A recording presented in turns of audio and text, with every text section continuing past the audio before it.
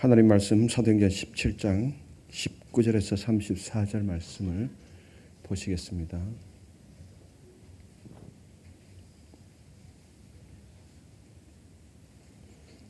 교독하시겠습니다. 그를 붙들어 아레오바고로 가며 말하기를 내가 말하는 이 새로운 가르침이 무엇인지 우리가 알 수 있겠느냐. 내가 어떤 이상한 것을 우리 귀에 들려주니 그 무슨 뜻인지 알고자 하노라 하니 모든 아덴 사람과 거기서 나그네 된 외국인들이 가장 새로운 것을 말하고 듣는 것 이외에는 달리 시간을 쓰지 않음이더라. 바울이 아레오바고 가운데 서서 말하되 아덴 사람들아 너희를 보니 범사에 종교심이 많도다. 내가 두루다니며 너희가 유의하는 것들을 보다가 알지 못하는 신에게라고 새긴 단도 보았으니 그런즉 너희가 알지 못하고 유의하는 그것을 내가 너희에게 알게 하리라. 우주와 그 가운데 있는 만물을 지으신 하나님께서는 천지의 주제시니 손으로 지은 전에 계시지 아니하시고 또 무엇이 부족한 것처럼 사람의 손으로 섬김을 받으시는 것이 아니니 이는 만민에게 생명과 호흡과 만물을 친히 주시는 이심이라. 인류의 모든 족속을 한 혈통으로 만드사 온 땅에 살게 하시고 그들의 연대를 정하시며 거주의 경계를 한정하셨으니 이는 사람으로 혹 하나님을 더듬어 찾아 발견하게 하려 하심이로되 그는 우리 각 사람에게서 멀리 계시지 아니하도다. 우리가 그를 힘입어 살며 기동하며 존재하느니라. 너희 시인 중 어떤 사람들의 말과 같이 우리가 그의 소생이라 하니 이와 같이 하나님의 소생이 되었은즉 하나님을 금이나 은이나 돌에다 사람의 기술과 고안으로 새긴 것들과 같이 여길 것이 아니니라. 알지 못하던 시대에는 하나님이 간과하셨거니와 이제는 어디든지 사람에게 다 명하사 회개하라 하셨으니 이는 정하신 사람으로 하여금 천하를 공의로 심판할 날을 작정하시고 이에 그를 죽은 자 가운데서 다시 살리신 것으로 모든 사람에게 믿을 만한 증거를 주셨음이니라 하니라. 그들이 죽은 자의 부활을 듣고 어떤 사람은 조롱도 하고 어떤 사람은 이 일에 대하여 내 말을 다시 듣겠다 하니 이에 바울이 그들 가운데서 떠나매 몇 사람이 그를 가까이하여 믿으니 그 중에는 아레오바고 관리 디오누시오와 다말이라 하는 여자와 또 다른 사람들도 있었더라. 아멘. 아멘. 주일 저녁 찬양 예배에 오신 우리 판교성전과 온라인으로 참석하고 계신 성도님들을 환영하고 축복합니다. 오늘 온종일 봉사하시고 또 지금 예배 자리까지 나오신 여러분에게 이번 한 주간도 하나님이 동행해 주실 줄 믿습니다. 우리 인사 한번 나누실까요? 우리 권사님, 집사님 보배이십니다.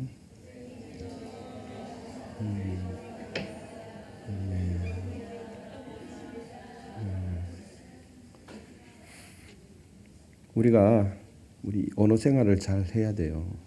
제가 오전에 여러분들에게 말씀드렸듯이 우리의 입술이 매일매일 할례를 받았으면 좋겠습니다. 우리의 혀가. 그래서 여러분들 용기 주는 말, 소망을 주는 말, 힘이 되는 말만 해도 우리가 한평생 살아갈 때 그걸 얼마큼 하겠습니까? 그렇죠? 그래서 제발 여러분들 그렇게 되었으면 좋겠습니다. 지난주에 이어서 바울이 베레아에서 복음을 전하게 되죠. 그런데 또다시 데살로니가에 있는 유대인들이 무리들을 이끌고 움직여서 소동을 일으킵니다. 그곳까지 쫓아와서 그 열심으로 하나님을 믿었다면은 정말 그 사람들이 정말 귀하게 쓰임 받았을 터인데 악하게 쓰임 받은 것에 대해서 좀 아쉽기도 합니다. 바울은 데살로니가에서 쫓아온 이 유대인들 때문에 실라와 디모데를 남겨둔 채 배를 타고 남쪽으로 약 480km 떨어진 아테네로 오게 되었습니다. 신전이 즐비한 도시에 홀로 남겨진 바울은 그 도시를 돌아보다가 도시 전체가 우상의 장미인 것과 그렇게 아름답게 장식된 조각상 파르테논을 보면서 하나님께서 주신 이 훌륭한 재능을 우상을 위해 사용되었다는 것에 마음에 격분이 일어났죠. 격분이라는 것은 정말 발작 증세가 일어날 정도로 아주 심하게 마음에 울분이 있었다라는 것이죠. 그리고 혼자서 우상에 빠진 도시 한복판에서 전도자로 나선 것입니다. 먼저 회당에 들어가서 디아스포라 유대인과 그리고 이방인 회심자에게 복음을 선포했습니다. 그리고 길거리 광장으로 나가서 불특정 다수에게 복음을 전하죠. 그리고 에피크로스 또는 스토아 철학자들에게 논쟁을 합니다. 바울은 우상에 푹 빠진 아덴이라는 도시를 보게 되었고, 그리고 하나님의 영광을 위해 사용될 이 재능이 우상을 위해 사용된 것에 대하여 마음의 울분을 느끼게 되었고, 이제 보고 느낀 것이 선교의 동기로 작동되게 되었고, 그것이 바울의 입을 열 수밖에 없었다라는 것입니다. 그래서 회당, 광장, 철학자들에게 복음을 전하게 된 것입니다. 오늘은 이어서 바울이 이들에게 무엇을 선포하게 되었는지, 그리고 바울이 아덴에서 품은 이 도전에 대해서 우리가 한번 생각해 보았으면 좋겠습니다. 바울이 회당에서 유대인들, 이방 사람, 예배자들, 그리고 광장에서 지나가는 사람들, 철학자들과 나눈 복음 전도적 대화는 여러 날 동안 계속되었습니다. 하루에 끝난 것이 아니라 꽤 오랜 시간 동안 계속해서 회당, 광장, 그리고 철학자들과 시간들을 보내게 되죠. 그것은 그의 전체 사역에서 가장 위대한 기회들 중에 하나가 되었던 것입니다. 더구나 오늘 우리가 읽은 본문에서는 세계적으로 유명한 아덴에서 최고의 법정인 아레오파고에서 복음을 제시할 기회가 주어졌던 것입니다. 바울도 자기가 꿈에도 여기서 복음을 전하리라고는 생각도 못했던 것입니다. 그런데 바울은 철학자들이 그것으로 데리고 가서 바울이 말한 새로운 학문에 대해서 알기를 원했던 것이죠. 그래서 바울을 아레오파고 법정으로 데리고 가게 된 것입니다. 그래서 그곳에서 복음을 전할 수 있는 기회를 얻게 된 것이죠. 바울은 아레오파고에서 말씀을 전합니다. 거기서 전한 말씀의 요지가 5가지로 우리가 요약해 볼 수 있습니다. 첫째, 바울은 하나님은 우주의 창조주이심을 그들에게 가르쳤습니다. 24절 말씀을 보니까 우주와 그 가운데 있는 만유를 지으신 신께서는 천지의 주제이시니 손으로 지은 전에 계시지 아니하시고 라고 말씀하고 있죠. 하나님은 존재하는 모든 것에 인격적인 창조주이시며 그가 만드신 모든 것이 인격적 주님이 되심을 그들에게 선포했습니다. 그러므로 모든 것을 만드시고 주관하시는 그분이 창조하신 인간들이 만드신 신전에 살고 계신다라는 것, 사람들이 만든 손으로 신들이 아니면 하나님이 그 안에 살고 계신다라는 것을 가정하는 그 자체가 터무니없다라고 그렇게 이야기를 하고 있는 것입니다. 창조 후 하나님을 제한하거나 국한시키려고 하는 것과 하나님을 인간이 만든 건물들이나 구조들 그리고 개념들에 제한시키려는 모든 시도는 바보 같은 짓임을 가르쳤던 것입니다. 바로 제2계명인 형상을 만들지 말라는 것은 하나님의 능력을 제한하지 말라는 것, 이것을 가르쳤던 것입니다. 여러분, 이게 굉장히 중요한 이야기입니다. 하나님은 10계명 중에서 2계명을 통해서 당신의 형상 자체를 만들지 말라고 그랬습니다. 왜요? 하나님은 영이시기 때문에 그렇습니다. 영이란 것은 안 계신 곳이 없고 못할 일이 없으신 분, 전능하신 하나님이시기 때문에, 그래서 하나님은 영이라고 분명하게 말씀하고 있습니다. 형상을 만들어서 하나님을 그 안에 가두지 말라는 것입니다. 어떻게 보면은 인간이 만들어 놓은 우상들은 다 형상들인데, 그것은 어떻게 보면 오늘날 말하면 예전에 지역신 개념을 제가 말씀드렸잖아요. 오늘날 또 다른 형태의 지역신이라고 할 수가 있습니다. 그래서 절대적으로 하나님을 형상의 그 안에 가둬놓으면 안 됩니다. 여러분들이 보고 계시는 이 십자가도 형상은 아닙니다. 십자가는 은혜이죠. 그죠? 왜 교회에서 십자가를 걸어둘까요? 이것을 형상으로 보라고 걸어둔 건 아닙니다. 이것은 은혜입니다. 은혜. 저 십자가가 아니었으면 우리는 구원을 받을 수 없었죠. 그 십자가의 은혜로 우리가 구원을 받았기 때문에 우리는 늘 이 십자가를 보면서 우리는 그 은혜를 생각하고 기억하라는 뜻에서 이 십자가를 걸어놓은 거예요. 십자가가 하나의 여러분들을 지켜주는 그런 방패다, 형상이다, 이렇게 생각하면 안 됩니다. 십자가 목걸이도 하고 계시는데 그 십자가 목걸이를 볼 때마다 나 같은 것이 구원을 받을 수 있다라는 것, 그 은혜를 생각하라는 거예요. 그래서 바울은 첫 번째 형상을 만들지 말라는 것, 그래서 형상 속에 하나님의 능력을 제한하지 말라는 것을 선포했던 것입니다. 둘째로 바울이 가르치는 것은 하나님은 생명을 유지하시는 분이심을 가르쳤습니다. 25절 우리 같이 한번 읽어보실까요? 또 무엇이 부족한 것처럼 사람의 손으로 섬김을 받으시는 것이 아니니 이는 만민에게 생명과 호흡과 만물을 친히 주시는 이심이라. 아멘. 우리가 하나님께 의존하고 있는 것이지 하나님이 우리에게 의존하고 있는 것이 아님을 말하고 있습니다. 그렇지요?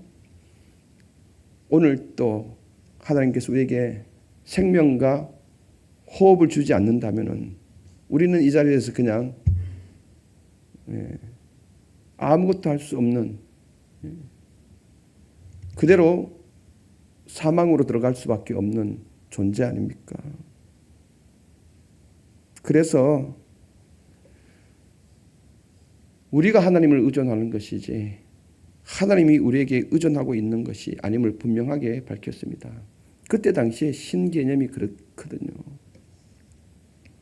신은 우리가 잘 섬길 때, 우리가 잘 의존할 때 신이 우리를 돌본다라고 그렇게 생각했거든요. 근데 기독교의 하나님은 그렇지 않습니다. 하나님은 먼저 우리에게 생명을 주시고 호흡을 주셨습니다. 그래서 우리는 하나님을 떠나서는 살 수가 없는 것이죠. 창세기 1장 27절에 분명하게 말씀하시잖아요. 하나님께서 당신의 형상으로 사람을 만드시고 그리고 그 코에 뭘 불어넣었다고 그랬습니까? 생기를 불어넣었다. 하나님의 영이라는 거예요. 하나님의 영을 사람 속에 불어넣으니까 그제서야 이 육신의 고깃덩이가 살아있는 생명이 되었다. 움직이는 영이 되었다라고 말씀하고 있습니다. 그래서 사람은 하나님과 관계를 떠나서는 살 수가 없어요. 그렇게 애당초부터 하나님께서 우리를 만드실 때 그렇게 만들었기 때문에 우리는 늘 하나님과의 관계 속에서 살아야 합니다. 그래서 세상의 모든 사람들은 신을 찾게 돼 있어요. 세상에 신을 안 찾는 사람은 아무도 없습니다. 다행히도 우리는 정말 살아계신 참신을 우리가 찾은 것 아닙니까? 우리가 찾은 것 아니죠. 하나님이 우리를 콕 집어서 불러주신 것 아닙니까? 이게 은혜예요. 근데 세상의 사람들은 지금 거짓 신을 찾는 거예요. 신은 찾기는 찾아야 되는데 하나님께서 신을 찾을 그 씨앗을 사람들에게 다 넣어줬거든요. 그래서 신을 무조건 찾아야 돼요. 그런데 이 신 저 신 찾는데 자기가 섬기는 신이 참신이 아니죠. 그런데 우리는 참신을 찾고 있다는 것이 굉장한 은혜이죠. 그래서 기독교의 하나님은 우리에게 먼저 생명을 주시고 호흡을 주시는, 그래서 인간이 의존해야 할 하나님이심을 그렇게 가르쳤던 것입니다. 셋째로 바울이 아레오파고 법정에서 가르친 것은 하나님은 모든 민족을 다스리시는 분이심을 가르쳤습니다. 26절, 27절에 그렇게 말씀하고 있지요. 하나님이 개개 나라들의 폭정과 공격에 일일이 간섭할 수는 없지만은 그래도 각 나라의 역사와 지리는 궁극적으로 하나님의 통제하에 있다는 것을 선포했다는 것입니다. 한마디로 모든 인류의 역사를 주관하고 계신다라는 것입니다. 그래서 한 나라의 흥망성쇠가 누구에게 달려있다는 거예요? 하나님의 계획 안에 있다는 겁니다. 한 나라가 일어서고 한 나라가 쇠하고 망하는 이 모든 것이 하나님께 달려있다는 것입니다. 그런데 그때 당시 에피쿠로스 철학자들이 주장하는 것은 우연히 되어진 것으로 그렇게 이야기를 했던 것이죠. 역사에 일어난 모든 사건들이 이게 모든 것이 우연히 일어났다는 것입니다. 아닙니다. 그러면은 지금도 우연히 뭔가가 계속 일어나야 되는 상황이죠. 그렇지 않습니다. 철저하게 하나님의 섭리 가운데 계획 속에서 전 세계의 모든 나라들, 우주를 다스리고 있다라는 것입니다. 그래서 여러분들 여기에 우리나라도 여기에 소망을 둬야 합니다. 이 나라도 지금 분명 하나님이 이끌어가고 계신 겁니다. 어떠한 방법이든지 하나님이 이끌어 가시는데, 로마서 8장 28절 모든 것이 합력하여서 선을 이룬다.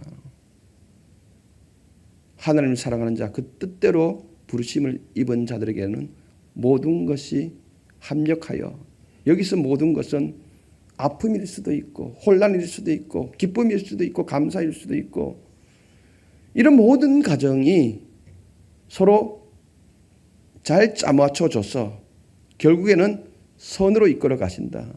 여기서 선이라는 것은 좋은 것을 의미합니다.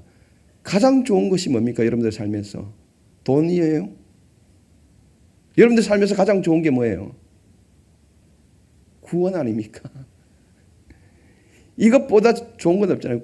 구원받은 것이 이 세상에서 제일이라 우리 그렇게 찬송하잖아요.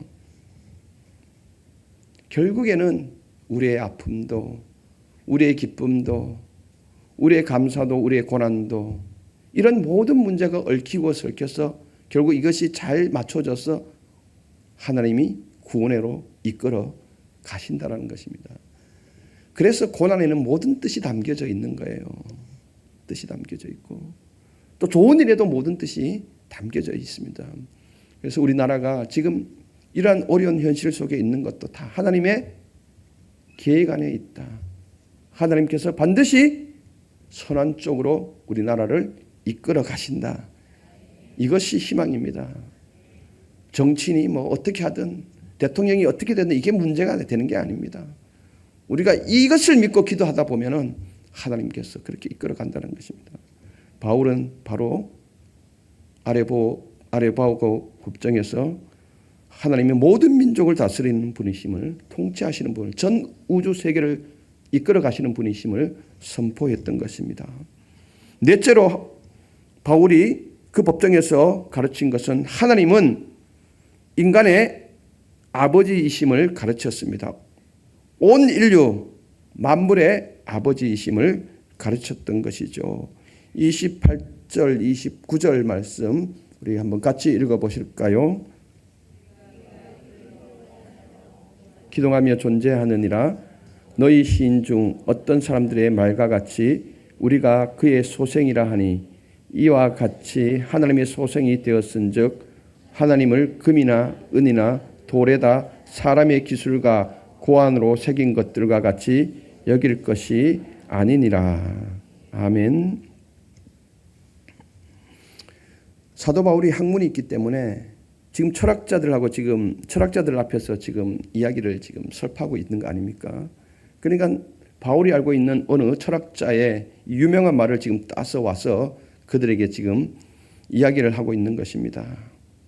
우리는 그 존재가 하나님으로부터 유래되었으며 그분께 의존하고 있는 그분의 후손이라는 겁니다.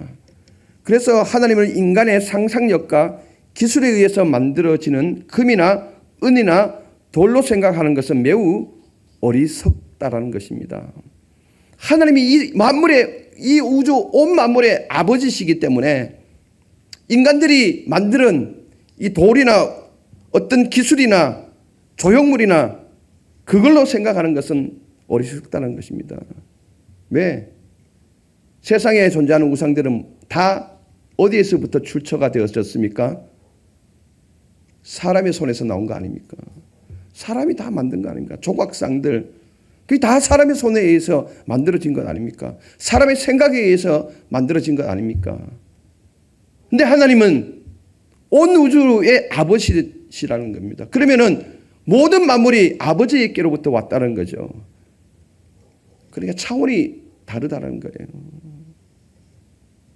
그래서 하나님을 인간의 상상력과 기술에 의해서 만들어지는 금이나 은으로 생각하는 것보다 더 바보스러운 짓은 없다라고 바울은 지금 이야기하고 있는 거예요. 생각해보면 맞지 않습니까? 그렇죠. 다섯 번째 마지막으로 바울이 그들에게 선포한 것은 조금 겁을 준 거죠. 하나님은 세상의 심판자이심을 가르쳤습니다. 30절, 31절에 보니까 알지 못하던 시대에는 하나님이 강가하셨거니와 이제는 어디든지 사람에게 다 명하사 회개하라 하셨으니 이는 정하신 사람으로 하여금 천하를 공의로 심판할 날을 작정하시고 이에 그를 죽은 자 가운데서 다시 살리신 것으로 모든 사람에게 믿을 만한 증거를 주셨음이라. 아멘.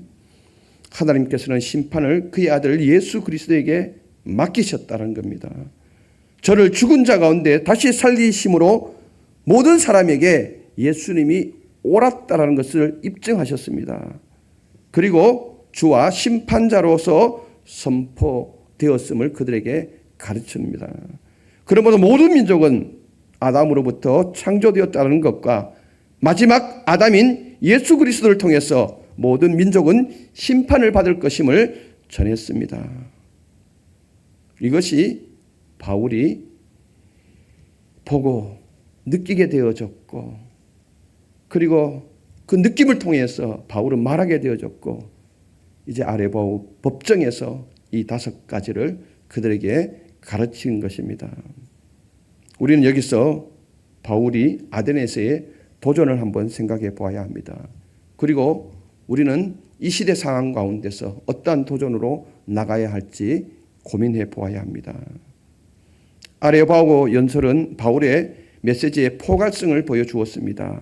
자연 전체와 역사 전체를 포괄하여서 전했습니다. 학문이 대단하죠. 물론 이에 대하여 비판하는 신학자들도 있습니다. 아데네에서의 복음 전파는 그렇게 많은 성과를 거두지 못했습니다. 그래서 많은 신학자들은 이 부분에 대해서 비판을 하기도 합니다. 그렇지만 바울은 아덴에서 창조주요, 유지자요, 통치자요, 아버지시요, 심판관으로서 완전한 하나님을 선포했던 것입니다. 바울은 창조로부터 만물의 완성에 이르기까지 전 시간을 그들에게 훑어주었습니다.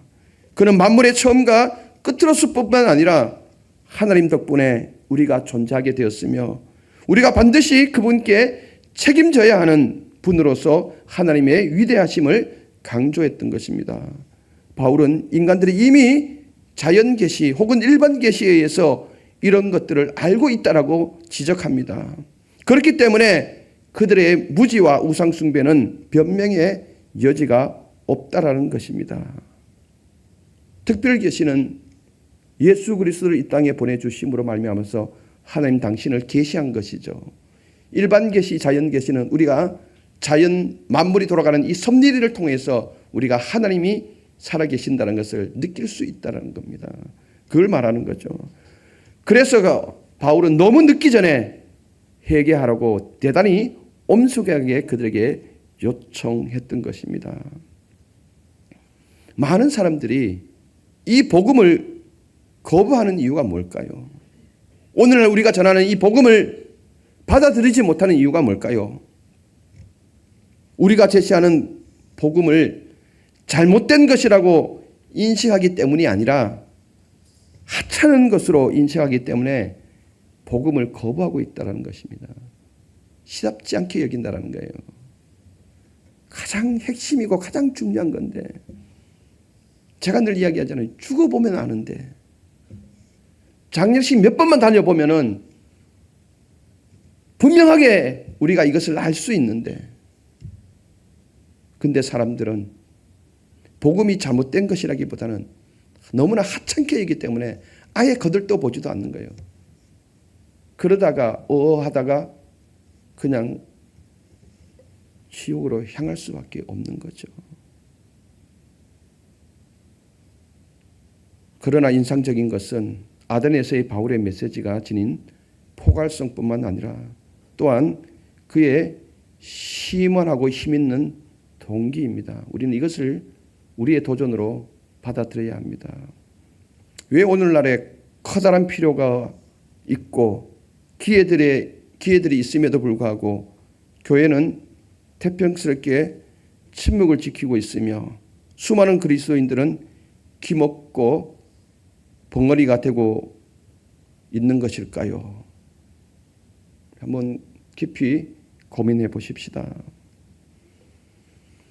즉 그리스도의 위임령에 우리는 기먹고 증거를 않고 잠잠고 있습니다.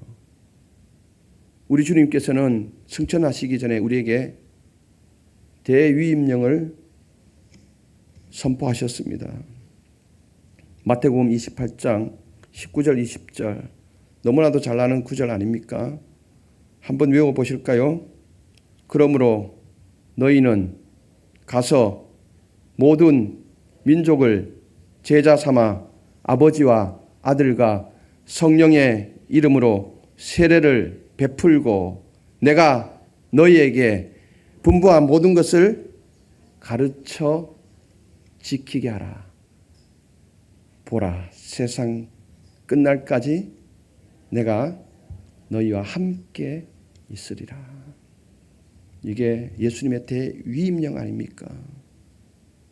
그런데 이 위임령 앞에 우리는 기먹고 증거를 않고 왜 잠잠고 있을까요? 여기에 대한 주된 이유는 저는 이것이라 생각합니다. 우리는 바울이 느낀 것처럼 느끼지 않기 때문에 바울이 말한 것처럼 말하지 않는다라는 것입니다. 우리는 그가 겪었던 것과 같은 분노의 발작을 전혀 경험한 적이 없습니다. 바울은 이 아덴의 도시를 거닐면서 제대로 보았고, 그리고 그 본 것 속에서 울분이 일어났던 것입니다. 신적 질투가 일어났죠. 그런데 우리 안에는 그것이 없다라는 거예요. 우리는 주기도문 이렇게 외우지요. 이름을 거룩하게 하옵시며 라고 계속 기도하지만 진심으로 그렇게 말하거나 그분의 이름이 그처럼 널리 모독당하는 것에 대해서 우리는 바울처럼 울분을 가지지 않고 있습니다. 왜 그런가요? 왜 한 걸음 더 물러나서 주춤거리고 있을까요? 만일 우리가 바울처럼 느끼지 못하기 때문에 바울처럼 말하지 않는다면 이는 우리가 바울처럼 보지 않기 때문에 그렇습니다. 그것이 바로 순서입니다. 바울은 보았고 그리고 느꼈고 그리고 그는 말했습니다. 그것은 모두 그의 눈으로부터 시작되었다라는 것입니다. 바울이 아덴을 돌아다녔을 때 그는 단지 우상들이 있음을 알아차린 것만 아니었습니다. 3번에 걸쳐서 우리 본문 속에서 사용된 헬라어 동사가 나타나는데요. 이 보고라는 동사가 16절에도 나타나고 22절에도 나타나고 23절에도 나타나는데요. 이 보다라는 이 동사가 데오툰토스라 그러는데요. 관찰하다 혹은 고찰하다라는 의미가 있습니다. 바울은 보고 또 보고 생각하고 또 생각하고 마침내 거룩한 분노의 불길이 그 안에서 타오를 때까지 그렇게 했다라는 것입니다. 왜냐하면 그는 하나님의 형상으로 창조된 남자와 여자들이 하나님만이 받으셔야 합당한 그 충성을 우상에게 바치고 있는 그것을 보았기 때문에 마음 가운데 울분이 일어났던 것입니다. 여러분, 우상들은 원시적인 사회에만 국한된 것이 아닙니다. 많은 정교한 우상들이 오늘날에도 우리 가운데 밀접하게 지금 존재하고 있다는 것입니다. 우상이 뭡니까? 신의 대체물 아닙니까? 하나님이 차지하셔야 할 그 위치를 점하고 있는 그것이 모든 것이 우상이라는 것입니다. 사람이 될 수도 있습니다. 사물이든 무엇이든 다 우상이 될 수 있다는 것입니다. 명예가, 부가, 권력이, 성이, 음식, 술과 여러 마약들, 부모와 배우자, 자녀, 친구, 일, 오락, 텔레비전, 재산들, 심지어 교회와 종교와 여러분들이 봉사하는 그 봉사까지도 우상이 될 수 있다는 겁니다. 잘 생각해 보셔야 합니다. 그래서 제가 여러분들에게 늘 말씀드리잖아요. 종교 생활을 하지 말자. 신앙 생활을 하자. 종교가 우상이 될 수가 있거든요. 여러분들이 섬기는 이 섬김의 봉사가 자칫 그것마저도 우상이 될 수 있다는 거예요. 심각한 것은 우상은 항상 도시들에서 특별히 우세하게 보인다는 거예요. 그래서 많은 믿는 자들이 주눅이 든다는 거예요. 바울은 우상 숭배적인 아테네 도시에서 쓰라린 고통을 겪었습니다. 오늘 우리는 현대 세계의 우상 숭배적인 도시들 때문에 격분한 적이 있는가? 이것이 우리의 도전이 되어야 합니다. 그래야 선교적 동기가 일어나게 됩니다. 바울처럼 보고 느끼고 행하고 정말 말할 수 있기를 바랍니다. 이 한국 땅을 바라보면서 점점 우상으로 물들어가고 있는 이 현실 앞에서 여러분들 바울처럼 꼭 느꼈으면 좋겠습니다. 그래야 우리가 선교적 동기가 작용되어지고 우리의 입술이 열리게 된다라는 것입니다. 그래서 이 일을 우리 교회와 또 저와 여러분들이 잘 감당해 나갔으면 좋겠습니다.